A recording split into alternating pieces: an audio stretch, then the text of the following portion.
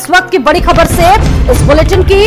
अतीक अहमद की फरार पत्नी शाइस्ता से जुड़ी है इस वक्त की सबसे बड़ी खबर है कि अपने पति के अंतिम दर्शनों के लिए आई थी शाइस्ता परवीन। अंतिम दर्शन के लिए शाइस्ता पहुंची थी चकिया।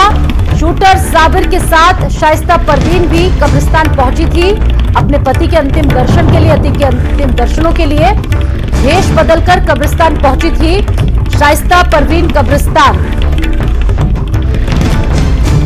पुलिस का कड़ा पहरा होने की वजह से वहां पर पहुंच नहीं सकी। असद के दोस्त अतिन जफर ने पुलिस को यह बड़ा बयान दिया है। पुलिस ने धूमनगंज थाने में दर्ज किया है मुकदमा।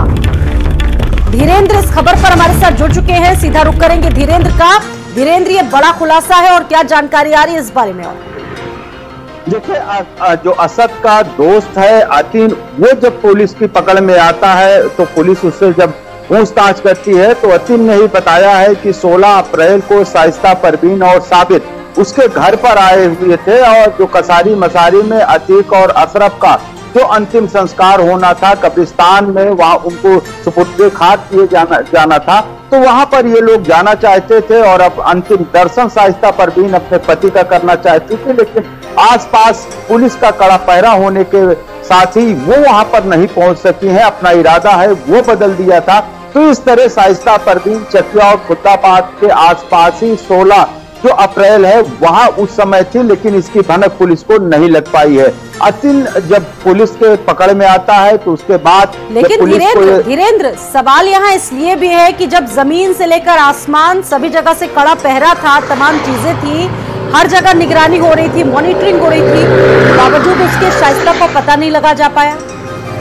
जी बिल्कुल, सवाल यही है कि जिस तरीके से 24 फरवरी के बाद पुलिस की 10 टीमें लगातार शाइस्ता परवीन की तलाश में जुटी हुई हैं, इसी बीच शाइस्ता परवीन अपने घर के आसपास आती हैं और यहाँ तक कि कसारी मसारी के कब्रिस्तान तक जाने का पूरा खाका तैयार कर लेती है। लेकिन पुलिस का कड़ा पहरा होने के बावजूद वो कब्रिस्तान के अंदर दाखिल नहीं हो पाती हैं। लेकिन अपना जो चकिया है, खुलदाबाद का इलाका है, उस इलाके में वो वहां पर उस समय मौजूद रहती हैं।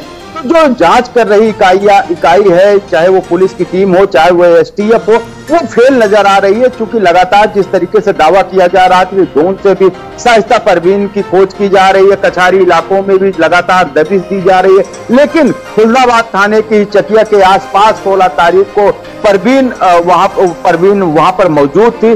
शाइस्ता परवीन उस सब के बावजूद भी पुलिस को भनक नहीं लग पाई। ये सवाल पुलिस और प्रशासन के लिए, एसटीएफ के लिए एक बहुत बड़ी चुनौती के साथ पहेली बना हुआ है कि कहाँ है शाइस्ता परवीन, देश में है या कहीं और किसी दूसरे देश में शरण ले ली है, किसी दूसरे प्रदेश पहुंच गई है। बहुत बड़ी पहेली है, सुलझा पाना बहुत मुश्किल लग रहा है पुलिस के और प्रशासन के लिए, साथ ही साथ एसटीएफ के लोगों के लिए भी।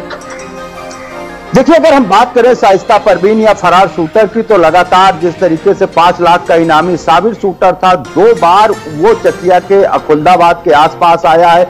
शाइस्ता परवीन के साथ वो 16 अप्रैल को आया था और दूसरी बात यानी 14 दिन के अंदर 2 मई को भी वो यहाँ पर आया था। लेकिन जिस तरीके से दावा किया जा रहा है, कहीं न कहीं पुलिस की शिथिलता जरूर रही है। पुलिस दिखाने के लिए तमाम टीमें बनाई गई हैं, ड्रोन से निगरानी की जा रही है, कछारी इलाके में भी पहरा बैठा दिया गया आसपास। और चलिए इसी खबर से जुड़ी एक और बड़ी खबर आपके पास मैं लौटूंगी। एक बड़ी जानकारी उमेश पाल हत्याकांड से जुड़ी हुई